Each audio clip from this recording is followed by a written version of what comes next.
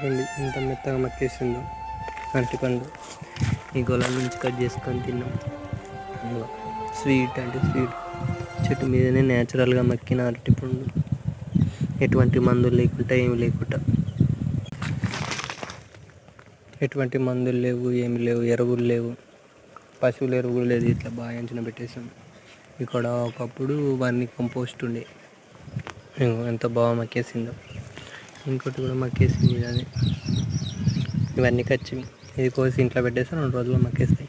మందులు లేవు, కెమికల్ లేవు, ఏవి లేవు ఈ చెట్టుకు. ఏమి కూడా మేము ఇట్లా నీళ్ళంచున ఉంది కాబట్టి అదే కాసేస్తుంది. ఆరోగ్యానికి కూడా మంచిది.